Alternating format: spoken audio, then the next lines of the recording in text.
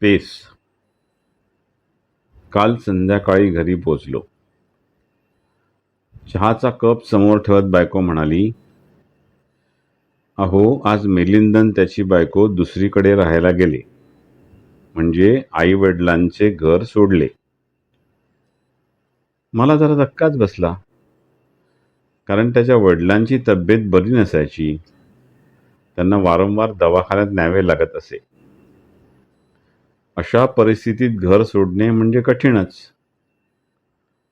मी बायकोला विचारलं, काही भांडण वगैरे? स्वयंपाकघरातून आवाज आला, मुळीच नाही. मग? तेव्हा समोर येऊन ती ठसक्यात म्हणाली, अहो त्यांना त्यांची स्पेस हवी होती ना. मी समजलो नाही. प्लॉटवरचे मोठे घर सोडल्यावर कोणती अशी स्पेस मिळणार होती त्याला? बायकोने डोक्यावर हात मारला. एक तुच्छ कटाक्ष माझ्याकडे टाकून म्हणाली, अहो ती स्पेस नाही, त्यांना स्वातंत्र्य हवं होतं. त्यांचं त्यांना जगायचं आहे, निर्णय घ्यायचे आहेत.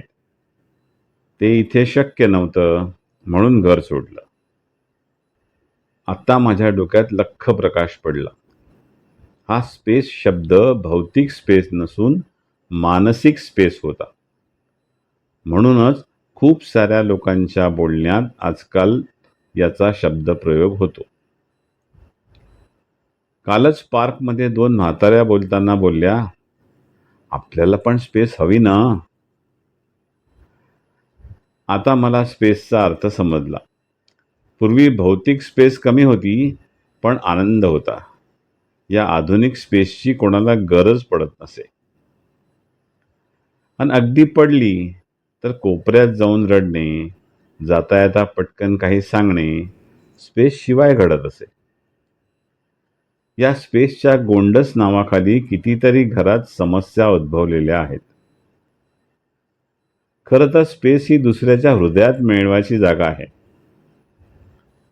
आपली वागणूक, मोठ्यांप्रती सन्मान, आदर इत्यादी भावना जोपासून आपण दुसऱ्याच्या हृदयात आपल्याकरिता स्पेस बनवू शकतो. आपली गैरहजेरी जेव्हा समोरच्या व्यक्तीला जाणवेल, तो बोलून दाखवेल, तेव्हा समजावे की आपल्याला स्पेस मिळाली. पूर्वी यात चढाओढ होती, आताही आहे, पण उलट अर्थानं. खोट्या स्पेसच्या मृगजळात किती जण वाहून जात आहेत, ईश्वर जाणे. एवढे सर्व विश्लेषण झाले तरी पुन्हा या स्पेस शब्दावर विचार करतो तेव्हा उगाच शंका येते की माझे विश्लेषण कालबाह्य तर नाही ना.